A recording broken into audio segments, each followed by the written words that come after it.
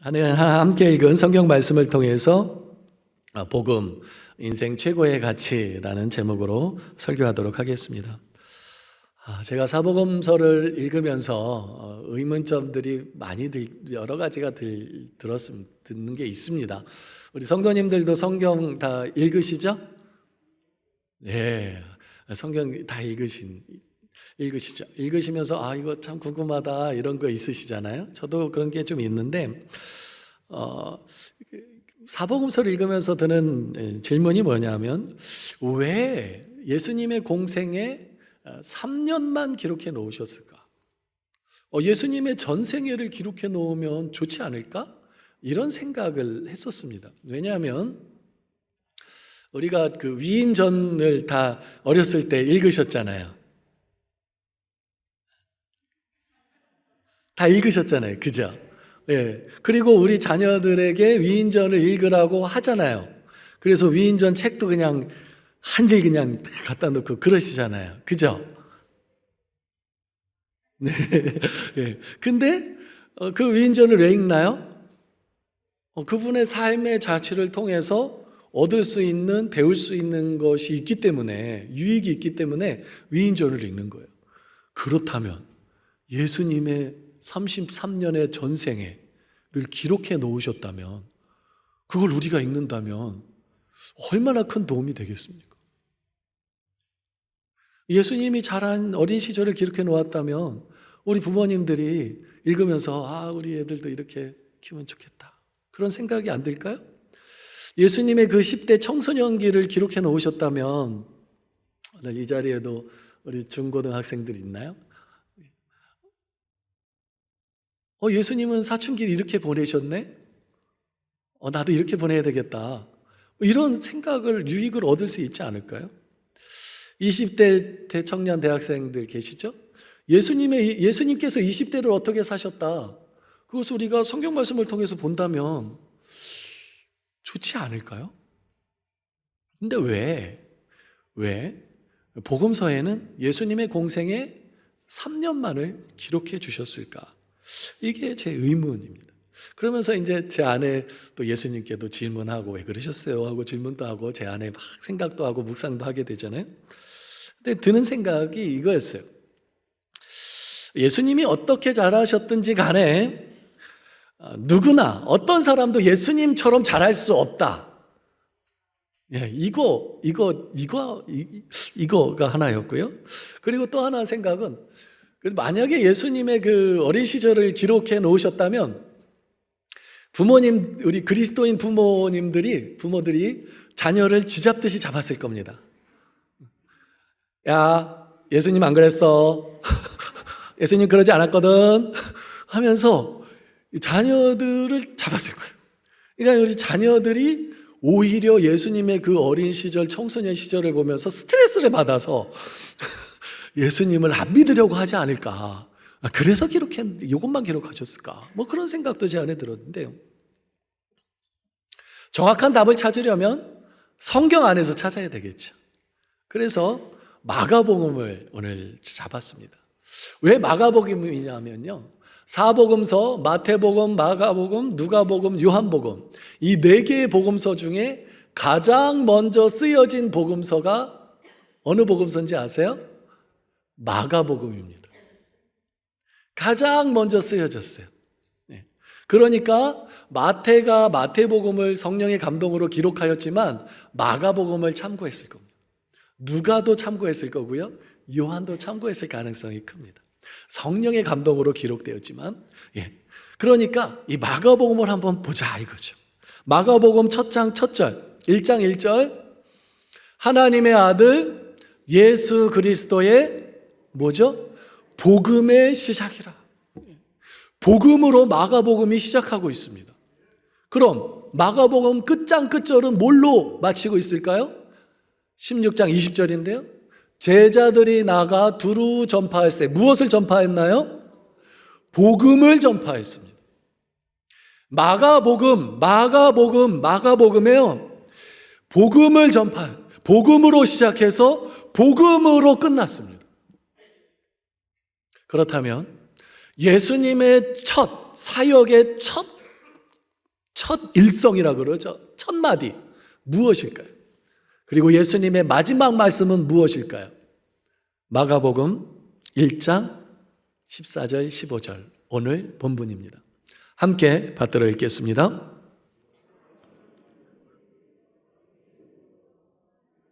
하나님의 복음을 전파하여 이르시되 되어 있죠. 예수님이 이제 말씀하시는 거예요.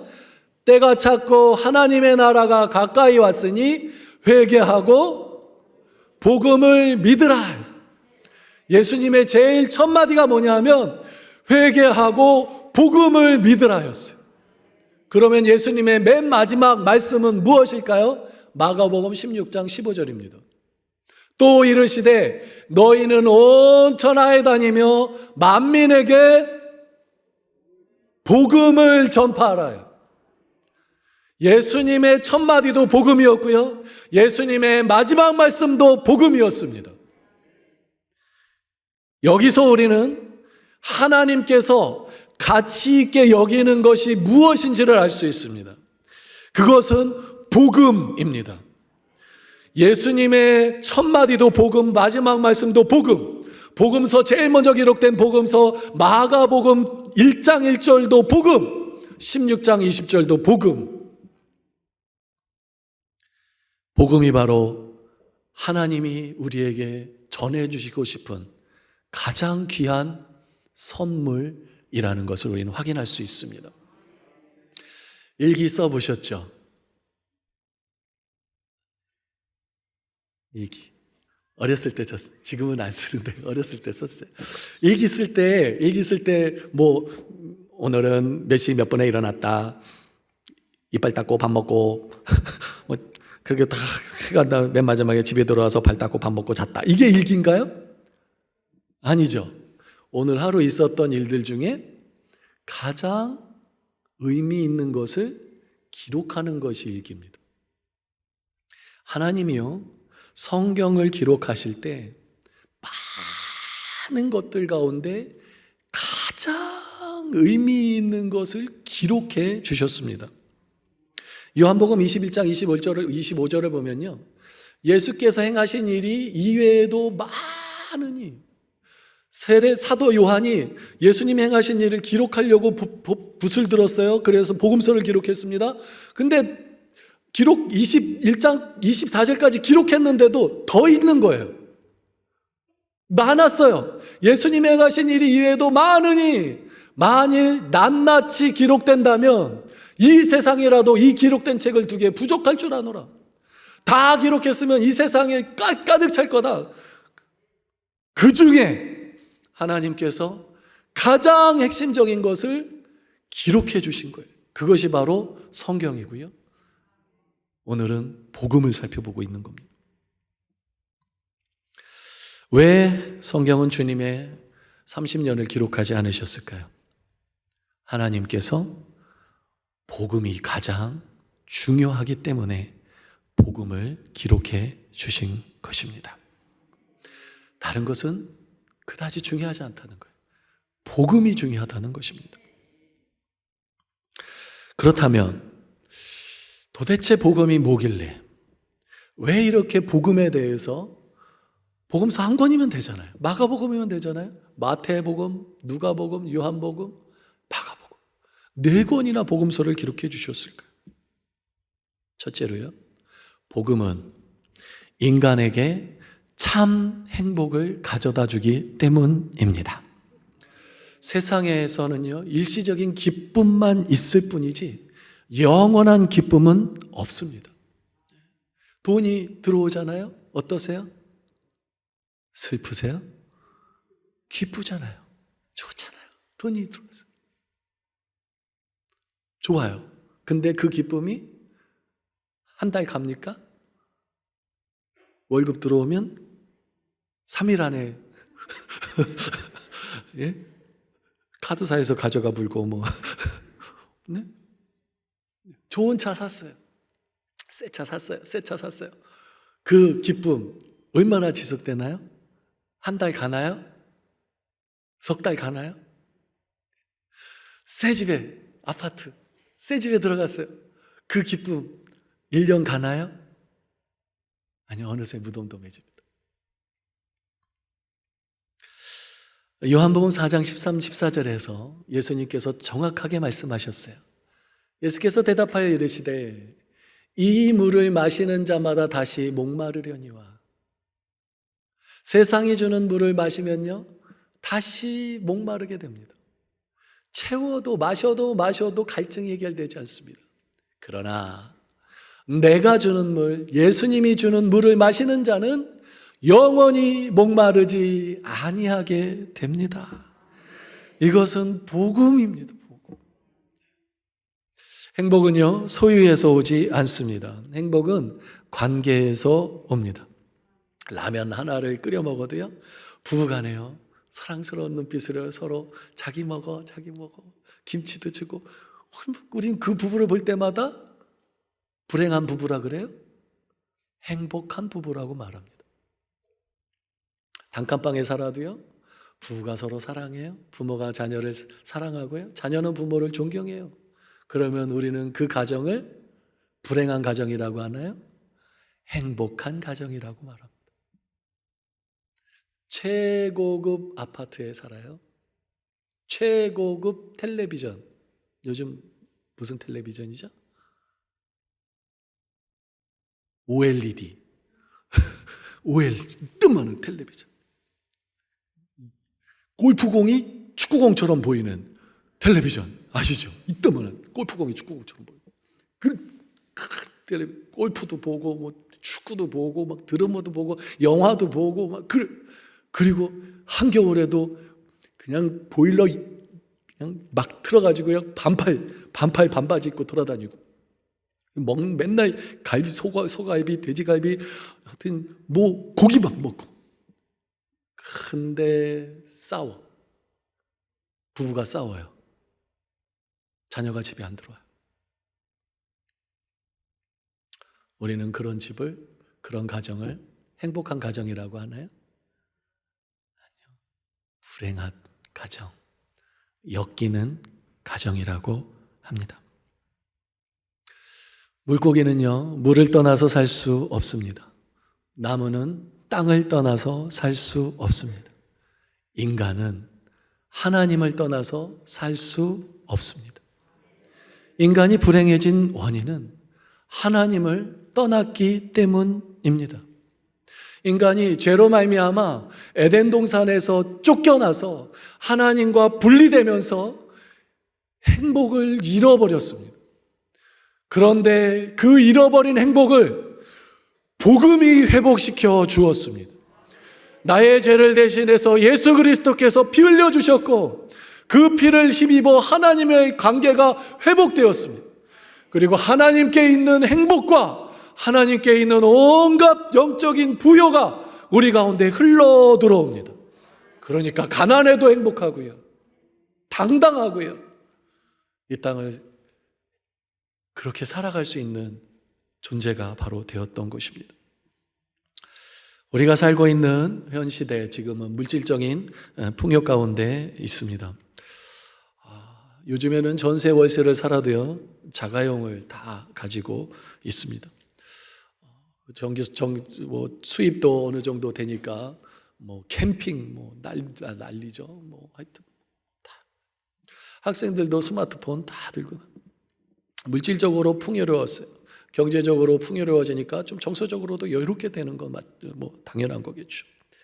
그런데 우리나라 행복 지수는 높아지지 않았습니다. 오히려 떨어졌습니다. 세계에서 가장 못 산다는 방글라데시, 부탄 사는 사람들보다 우리나라 사람들의 행복 지수는 완전 밑바닥입니다. 물질적으로, 정서적으로 풍성해졌는데, 교육도 다 대학 교육 다 받고 어느 정도 교육 다 받는데 왜 이런 일이 일어날까요?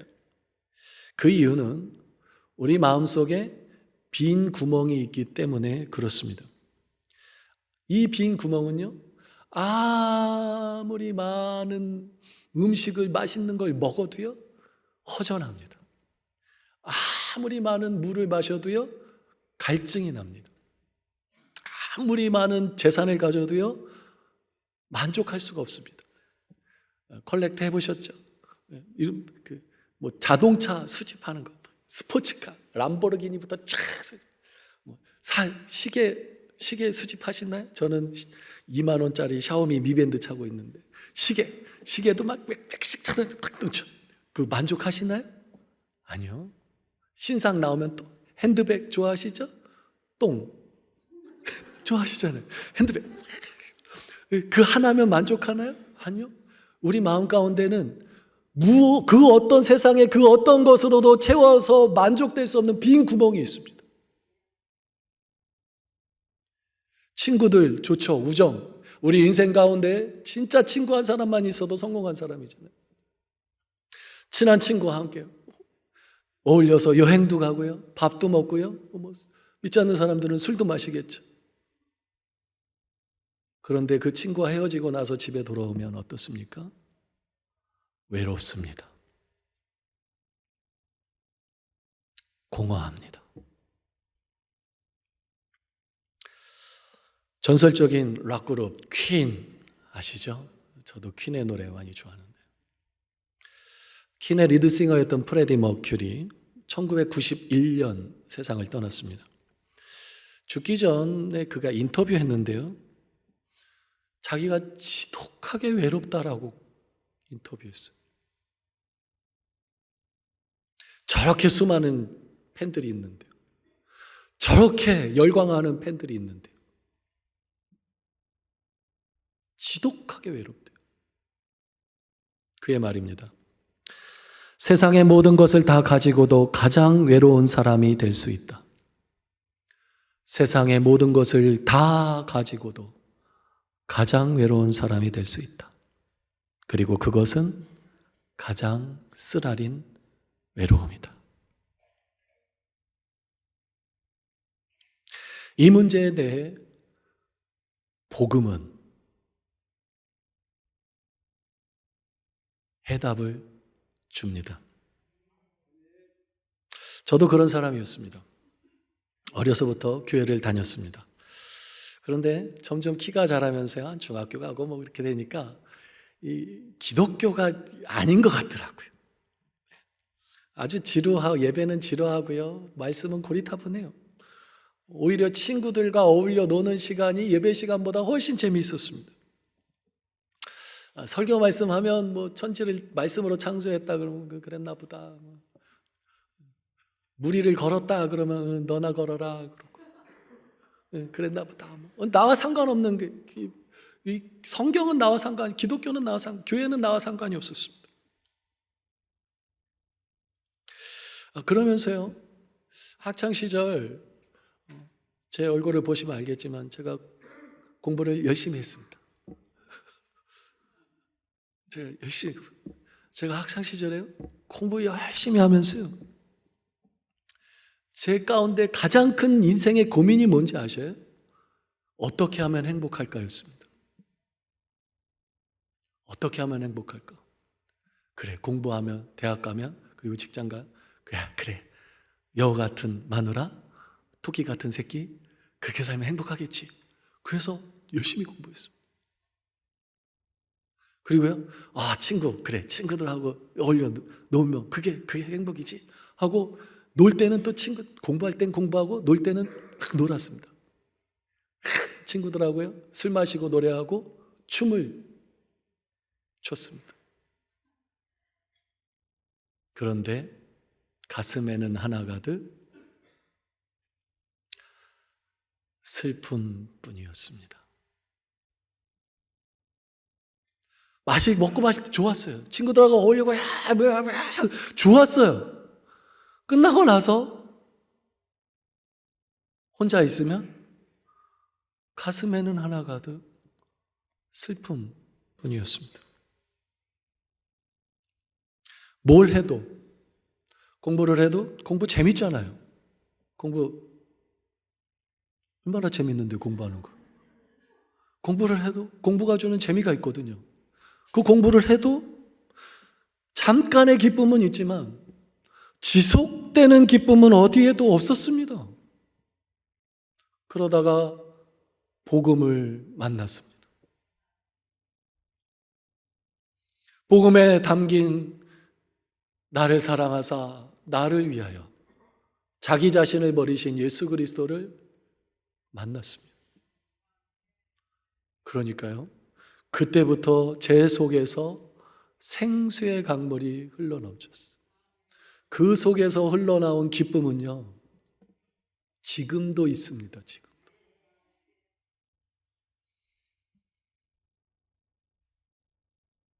29년이 흘렀는데, 30년이 흘렀는데요, 지금도 있습니다. 오히려 더 기쁨이 넘칩니다.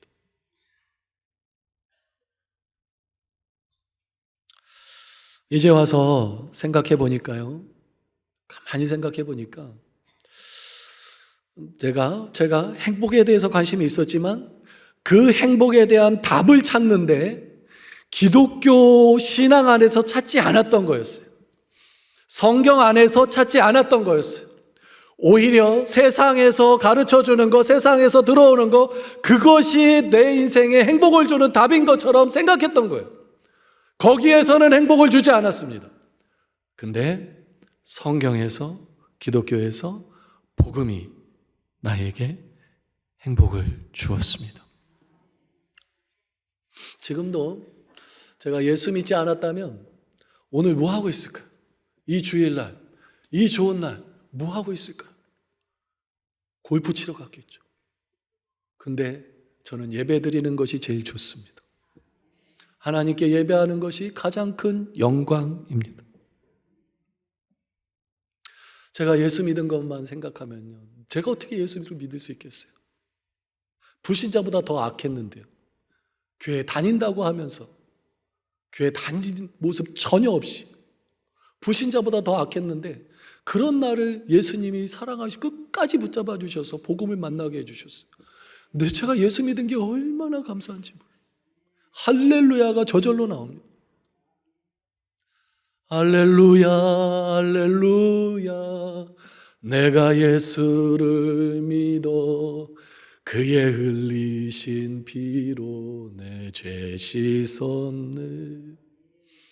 할렐루야, 할렐루야, 내가 예수를 믿어 그의 흘리신 피로 내 죄 씻었네. 어릴 적 누구나 멋진 인생을 꿈꿉니다. 신데렐라, 백설공주 같은 꿈을 꾸죠. 어느 날 멋진 왕자님이 나타나서 자신을 행복하게 해줄 것을 기대합니다. 그렇게 꿈꾸다가요, 시간이 갈수록 자기 자신이 공주가 아니라 무술이임을 깨닫습니다. 밥하고 빨래하고 육아에 힘들고 아이들 뒷바라지에 지치고요, 결혼시키면 끝날 줄 알았는데 혹 붙여가지고 데리고 들어옵니다. 이런 동화 너무 잔인하지 않나요? 그런데 이것이 우리의 현실입니다. 사람들은 누구나 백설공주, 신데렐라처럼 될 수 없다는 것을 깨닫게 됩니다. 그리고요, 백설공주 그 후 이야기 아세요? 동화 끝, 왕자님과 결혼했습니다, 행복하게 살았습니다, 끝. 그 이후 이야기 아세요? 제가 들려드릴게요. 그렇게 왕자를 만나 왕자의 기스로 다시 살아나 뜨겁게 사랑해서 결혼했고, 처음에는 행복한 신혼 시절을 보냈습니다. 그런데 조금 지나자 왕자는 국가의 제반일로 코빼기도 비치지 않는 것입니다. 일국의 왕자니까 얼마나 할 일이 많았겠습니까? 처음에는 밤낮 있는 연애가 마냥 즐거웠는데 날마다 계속되니 연애에 질려 불행한 왕비가 되었다는 이야기. 들리는 말로는 7 난장이의 집으로 다시 돌아갔다고 합니다.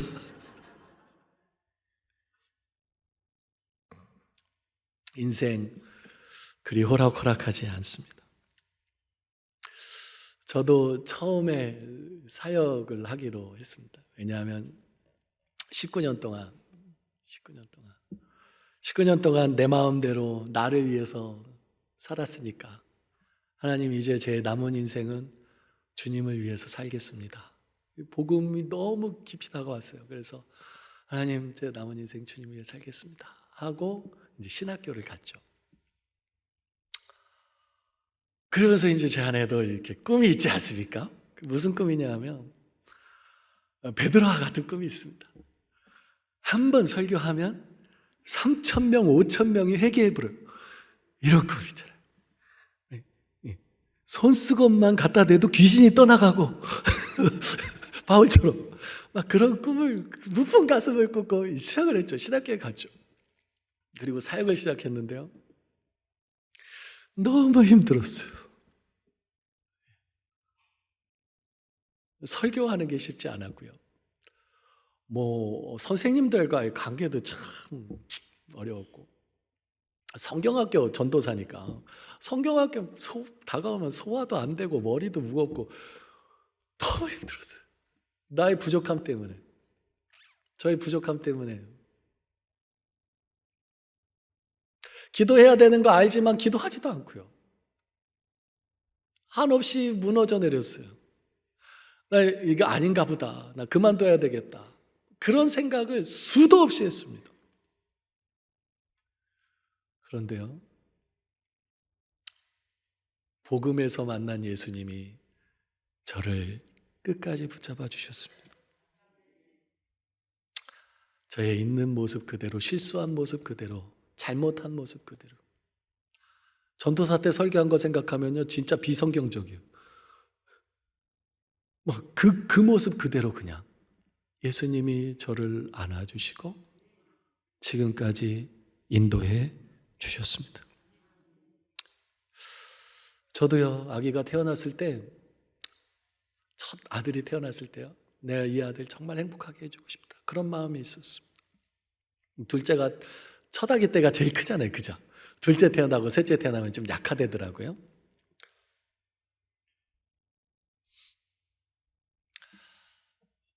그래가지고 어렸을 때도 뱃속에 있을 때 손을 얹고 기도하고요, 성경책도 뱃속에 있을 때 성경책도 막 읽어주고요. 태어나면 하여튼 있는 거 없는 거 하고 싶다 그러면 있는 거 없는 거 모아가지고 또 하고 막 했어요. 지금 저희 막내가 고등학교 1학년이거든요. 이제 위에 2명은 다 대학 갔고, 지금 집에서 이렇게 얼굴 보잖아요. 대면 합니다. 왔냐? 가냐?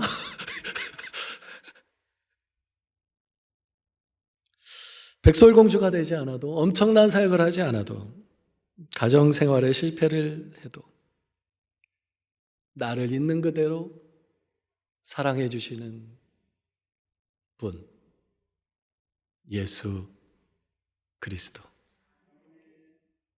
그분을 복음 안에서 만났습니다.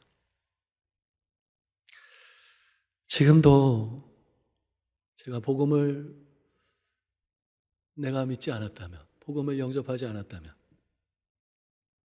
지금도 내 인생 어떻게 됐을까? 여전히 술 마시고 노래하고 춤을 췄을 겁니다. 가슴에는 하나가득 슬픔을 안고. 복음과 복음 전파는요, 동전의 양면으로 뗄래야 뗄 수 없는 관계입니다. 다시 본문 말씀 14절, 15절 우리 함께 받들어 읽겠습니다.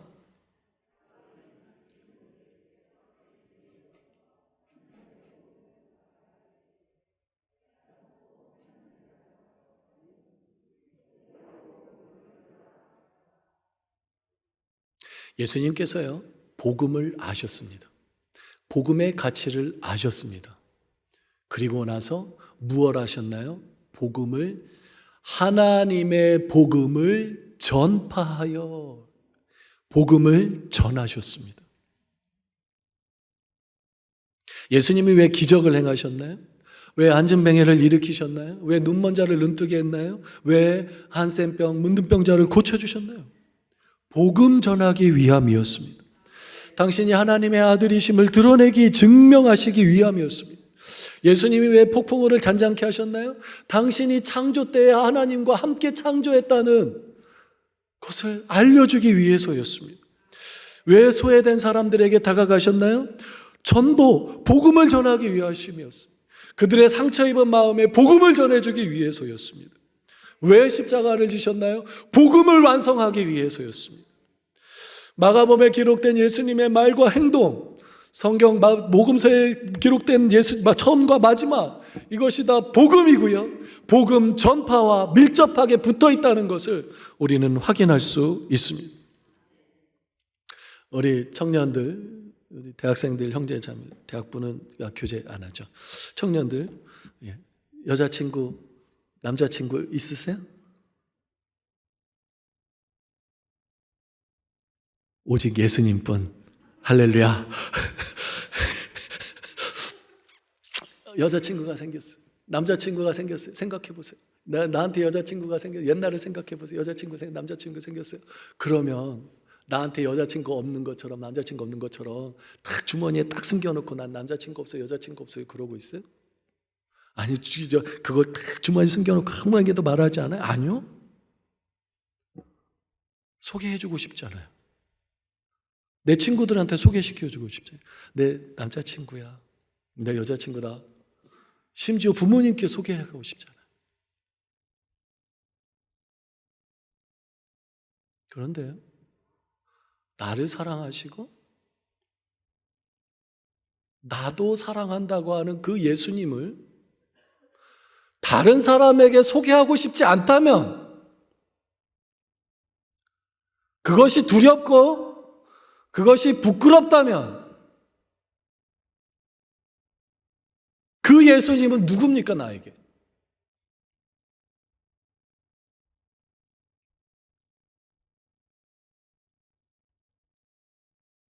여자친구만도 못한 거예요.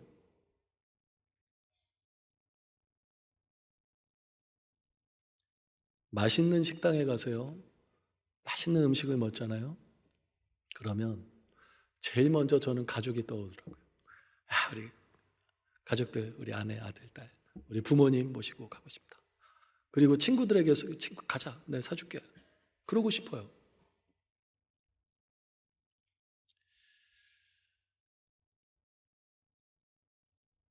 그런데 소개하고 싶지 않은 교회, 내가 다니는 교회 소개하고 싶지 않아. 그러면 그 교회는 어떤 교회입니까?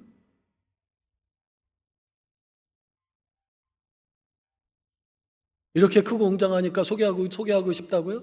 그럼 개척교회는 소개하기 싫을까요? 아니요. 저 시골에서 신앙생활했습니다. 무너지는 교회에서 중등부 학생 시절 신앙생활했어요. 근데요, 복음을 알고 나니까요, 그 교회가 얼마나 귀한지. 제 복음을 경험하고 다녔던 교회가 돼지 키우는 뭐예요? 그거 농장, 그거 밀어가지고 거기에서 예배 드렸어요. 맨 처음에 돼지똥 냄새 났어요. 그런데도요, 너무 좋았어요. 초대교회는요, 공동묘지가 교회였습니다. 카타콤이라고요. 근데 그 교회를 부끄러워하지 않았어요. 오히려 그 교회로 사람들을 초대했어요. 예수 믿자고, 교회 가자고. 복음의 능력을 경험한 사람은 복음을 전하지 않을래야 않을 수가 없습니다. 복음을 전하지 않는 사람이라면 아마 복음을 경험하지 못했을 가능성이 제일 큽니다. 전도하지 않는다는 것은 익명의 그리스도인이 된다는 것입니다. 전도하지 않는다면 자신이 그리스도인임을 말할 필요가 없습니다. 그저 그렇게 살아갈 수 있게 됩니다. 적당히 예수도 믿고요, 적당히 세상도 타협하면서 편안하게 살아갈 수 있습니다. 그러나 나 예수 믿어, 이 한마디 먼저 해보십시오. 삶이 적당히가 됩니까? 거기에다가 야, 교회 가자, 야, 예수 믿자, 이 말 한마디 해보십시오. 삶이 적당히가 될까요? 술 마시면서 담배 피면서 야 교회 가자 이런 말 할 수 있나요? 못합니다. 직장 생활, 학교 공부 대충 할 수 있습니까? 아니요. 못합니다. 술도 안 마셔요. 담배도 안 펴요. 자기가 맡은 일 잘해요. 이런 사람 어떤 사람입니까? 쓰레기 같은 사람입니까? 좋은 사람이잖아요. 우리 사회에 꼭 필요한 사람이잖아요. 전도하려고 해보세요. 이렇게 나 자신을 가꾸어 갈 수가 있습니다.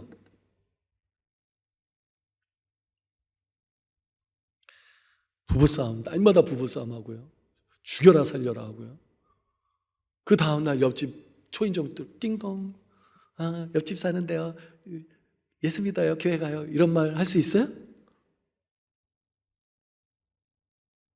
하는 게 훨씬 낫죠. 안 하는 것보단. 안 하는 것보다 하는 게 훨씬 낫죠. 근데 진짜 옆 사람, 옆집 이웃을 전도하려고 내가 마음 먹었다고 생각해 보세요. 어떤 사람이 되겠어요? 베푸는 사람, 주는 사람. 그런 사람 되지 않을까요? 학교에서 친구들에게 복음 전한다고 생각해 보세요. 대학생들. 강의 시간에 대충 공부하겠습니까? 열심히 공부하겠죠. 복음 전해야 되니까. 술 마시고 친구들하고 어울려가지고 막 살겠습니까? 아니요. 못하죠. 왜? 복음 전해야 되니까. 이렇게 되면 결국 누구에게 유익한 거예요? 나에게 유익한 겁니다. 우리가 자녀들에게 왜 공부하라 그래요? 야, 공부해. 공부해. 입에 달고 살잖아요. 숙제했냐? 제일 먼저 이거부터 물어보잖아요. 왜 그러죠? 공부하면 유익이 있으니까 그런 거예요. 저도 공부한 거, 중고등학교 때 배운 국어, 영어, 수학 이런 얼마나 제 삶을 풍성하게 해줬는지 몰라요. 고마워요.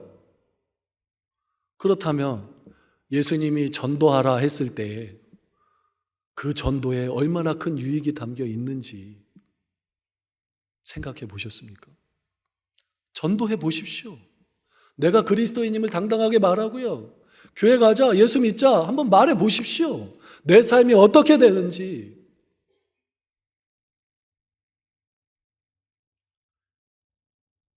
속담으로 표현하겠습니다.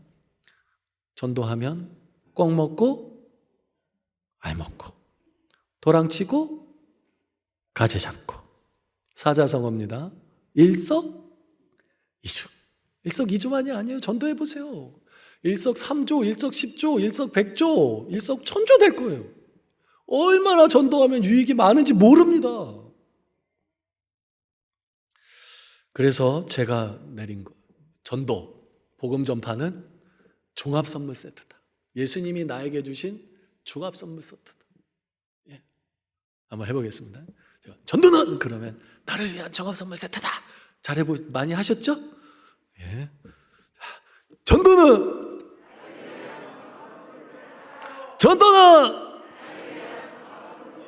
예, 전도 한번 해보려고 하세요. 기도하게 돼요, 안 하게 돼요? 기도하게 됩니다. 냉랭하게 기도하게 돼요, 간절히 기도하게 돼요, 간절히 기도하게 돼요. 그러면 내 영혼이 살아나는 거잖아요. 하나님의 그 마음이 나한테 부어지잖아요. 내 영혼이 나한테 유익하다니까요. 나한테 유익해요.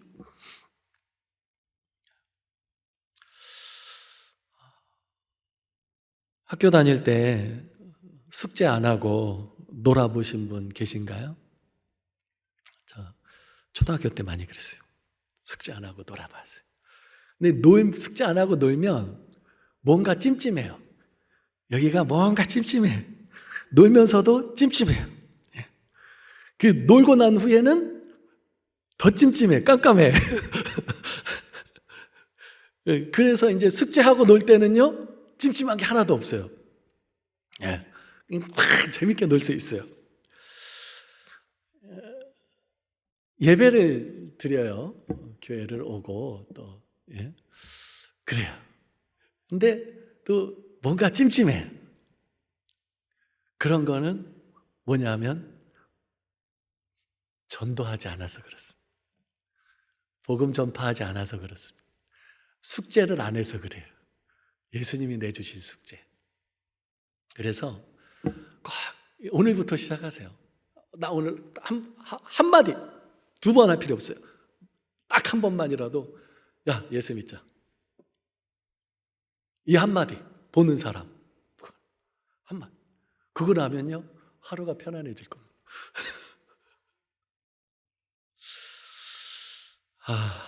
제가 우리 교회에서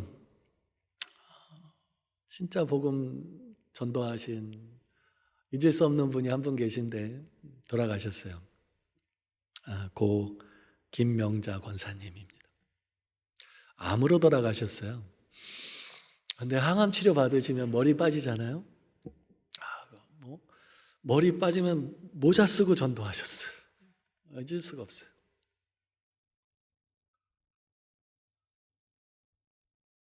전도하기 위해서 미장원에 가시고 그 머리도 없잖아요. 근데 미용실 주인 전도한다고 머리 이거 좀 다듬어 주라고 전도하기 위해서 미용실 교구 전도한다 그러면 나오시고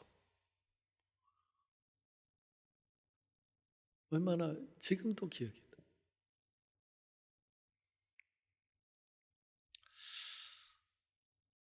서울에 그 신촌 합정 그쪽으로 가면 양화진 묘지가 있습니다. 외국인 선교사님 묘지입니다. 우리 광주에도 전라남도 광주 호남신학교 뒷산에도 외국인 선교사님 묘지가 있습니다. 가면요 큰 비석 큰 게 있고 십자가도 큰 게 있고요. 조그만 게 있어요. 그 뭐냐면 큰 거는 이제 성인 선교사님이고요. 조그만 그 십자가는 무덤이니까 아기로 주고 아이로 주고 그걸 거기다 묻은 십자가. 100여 년 전에 가난하고 헐벗고 미개하고 더러운 조선 땅에 선교사님들이 복음 들고 왔습니다. 미국이나 유럽에서 살면 충분히 잘 살 수 있었어요. 편안하게 살 수 있었어요. 아이들도요 의료 혜택 받으면서 건강하게 자랐겠죠. 근데 복음 들고 왔어요. 복음 전하려고 이 땅에 왔어요. 그리고 자기도 3일 만에 죽은 선교사님도 있고요. 태어나서 죽은 아이들은 이루 말할 수 없고요. 어떻게 미련한 인생 아닙니까? 어리석은 삶 아닙니까? 세상이 보기엔 그럴 거예요. 근데 성경으로 보면 그것은 가장 가치 있는 삶이고요. 가장 가치 있는 죽음입니다. 어떤 삶을 선택하시겠습니까? 어떤 죽음을 선택하시겠습니까? 지금 우리가 주님 앞에 갔을 때 주님이 뭐라고 우리에게 말씀하실까요? 성경은 말합니다. 복음이 가치 있다. 그리고 그 복음 증거하는 것이 가장 가치 있는 일이라고요. 히브리서 11장을 보면 믿음으로 산 사람들이 나옵니다. 믿음으로 산 사람들이 어떻게 살았는지 11장에 나와 있습니다. 그 사람들이요 때로 심한 고문을 받았습니다. 조롱과 채찍질뿐 아니라 결박과 옥에 치는 시련을 받았습니다. 돌로 치는 것과 톱으로 켜는 것, 칼로 죽임을 당했습니다. 양과 염소 가죽, 지금 가죽 대단한 막 무두질을 해서 그런 거예요. 무두질도 안 한 그 뻣뻣한 가죽. 옷이 훨씬 편한데 아주 못 살았다는 거죠. 양과 염소 가죽을 입고 궁핍과 환난과 학대를 받았다고 기록하고 있습니다. 그러면서도 그들은요, 자기가 하나님 때문에 이렇게 살면서도 하나님을 원망하지 않았습니다. 하나님을 부끄러워하지 않았습니다. 그들이 산 곳이 어디냐면 동굴과 토굴이래요. 집 한 칸 없었습니다. 하나님 때문에 숨어 살았습니다. 그러면서도 자기를 그렇게 만든 하나님을 부끄러워하지 않았습니다. 그러니까 하나님도 그들을 부끄러워하지 않았다. 히브리서 11장 16절에 말씀하고 있습니다. 그들에게는 이제는 더 나은 본향을 사모하니 곧 하늘에 있는 것이라. 이러므로 하나님이 그들의 하나님이라 일컬음 받으심을 부끄러워하지 아니하시고, 그들이 어떤 그들인지 아세요? 못 살고 못 먹고 가난하고 조롱받고 멸시받고 천대받은 사람들이었다고요. 한번 생각해 보세요. 노숙자 생각해 보시라고요. 노숙자가 내 친구라고 나 아는 척하면 아는 척 하실 수 있어요? 냄새나는 옷 입고 집 한 칸 없이 사는 그런 사람이 나보고 친구라고 야 이리야 그러면 누구세요? 안 그럴까요? 내 친구들 다 있고 주변 사람들 다 있는데 부끄러워서라도 아는 척 안 할 겁니다. 근데 여기서 말하는 11장에서 말하는 그들이 누구냐고요? 조롱받고 멸시받고 핍박받고 없이 살고 무시받고. 그런데 하나님이 뭐라 그래요? 나 하나님 믿어요. 그러면 그래 나 너가 믿는 하나님이야.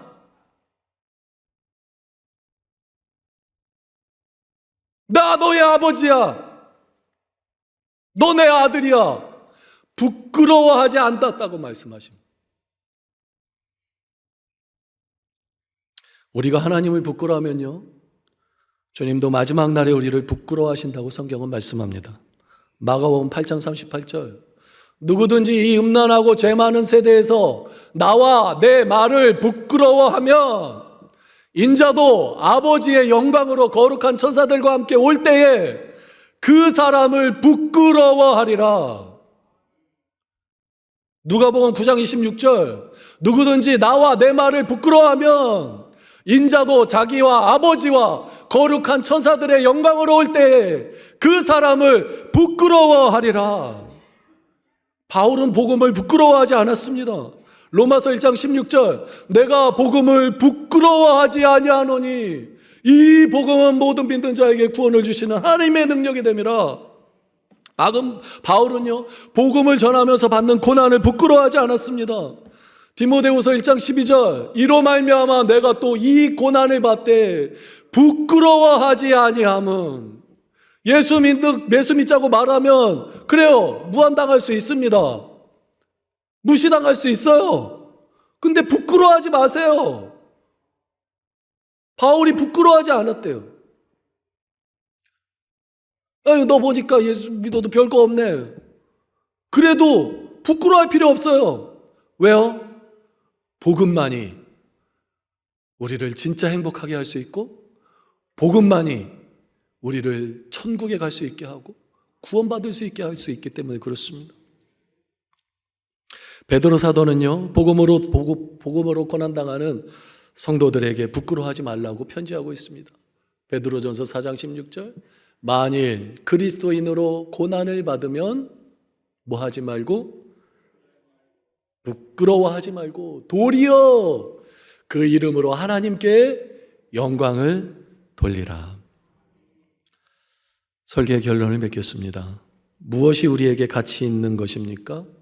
복음입니다. 복음이 나를 변화시켰습니다. 복음만이 인간을 진정으로 행복하게 합니다. 복음 외에 다른 대안은 없습니다.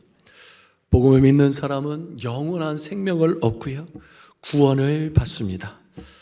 복음을 믿는 사람은 이 땅에서도 기쁨이 샘솟고요, 그리고 영생 복락을 아버지의 영원한 집에서 누리게 됩니다. 예수님은요, 이 복음을 아셨고 이 복음을 이루기 위해서 수치와 고난을 당하는 것을 두려워하지 않았습니다. 그리고 이 복음을 전하셨고요, 제자들에게 이 복음을 전파하라 하셨고요, 오늘 이 성경 말씀을 읽은 우리도 이 복음을 전파하라고 동일하게 말씀하고 있습니다. 우리가 복음을 경험하고 또 이 복음을 전파하고 복음을 영화롭게 하는 우리 모두가 되기를 소원합니다. 찬송하겠습니다. 나는 안에 내가 살아가는 이유, 불이 되는 것.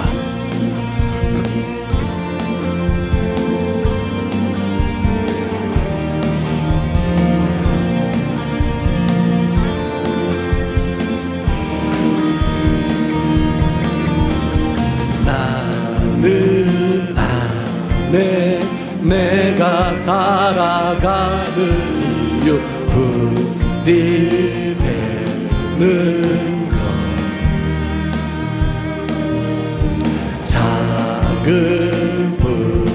이 큰 산 모두 태우듯이 나를 쓰소서.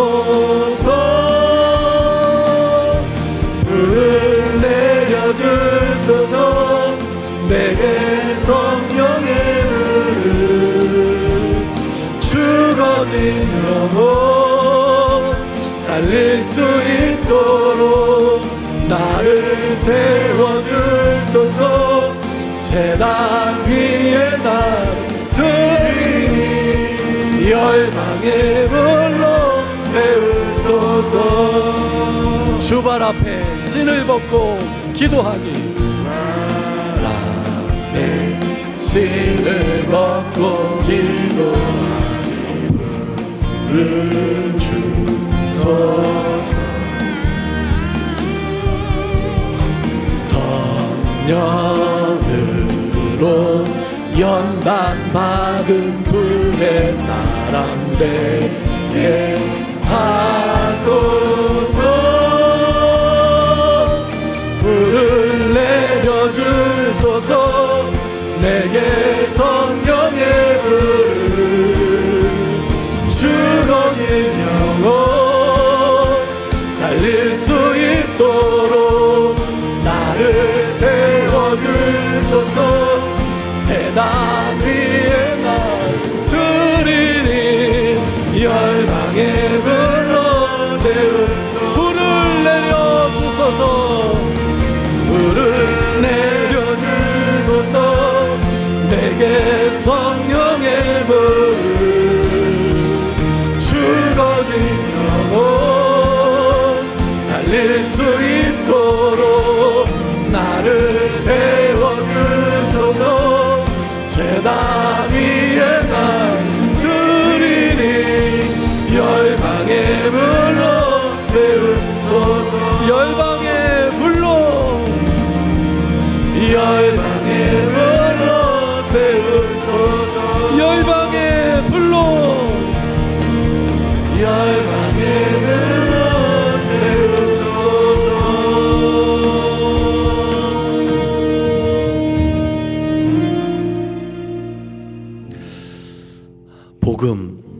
복음이 내 인생에 어느 정도의 가치가 있습니까? 아직 복음을 경험하지 못한 분이 이 자리에 계시다면 이 시간 이렇게 기도하십시오. 주님, 제가 복음을 경험하기 원합니다. 사도들이 경험했던 그 복음, 저 목사가 경험한 그 복음 나도 경험할 수 있게 해주십시오. 그리고 복음을 경험하신 분들이라면 주님 결단하시기 바랍니다. 주님, 제가 복음의 증인 되겠습니다. 복음 전파하겠습니다. 성령의 불을 내려 주옵소서. 죽어진 영혼 살리게 하여 주옵소서. 열방의 불로 세워 주옵소서. 우리 마음을 토하고 입술을 열어 기도하겠습니다. 하나님 아버지 감사합니다. 아버지 하나님, 이 자리에 복음을 경험하지 못한 성도님들이 있다면 주여 복음을 경험할 수 있게 하여 주시옵소서. 우리 인생의 참된 만족과 행복과 기쁨과 구원과 영원한 삶을 하나님 주는 이 복음을 경험할 수 있도록 인도하여 주시옵소서. 주님, 복음을 경험했다면 이제 우리가 복음의 증인 되게 하여 주옵소서. 복음 전파하게 하여 주옵소서. 예수님 믿자 교회 가자 당당하게 하나님 말하면서 복음을 부끄러워하지 않게, 예수님을 부끄러워하지 않게 하시고 교회를 부끄러워하지 않고 당당하게 아버지 하나님이 복음의 증인 될 수 있도록 주여 인도하여 주시옵소서. 하나님, 물을 내려 주옵소서. 성령의 물을 내려 주셔서 복음을 경험하게 하여 주시고 복음을 전파하는 뜨거운 힘이 우리 가운데 샘솟을 수 있도록 인도해 주시옵소서. 오 아버지 하나님, 그래서 우리 사랑의 공동체, 하나님 복음의 공동체 되게 하시고 복음 증거의 증인의 공동체 될 수 있도록 인도해 주시옵소서. 주여 감사합니다.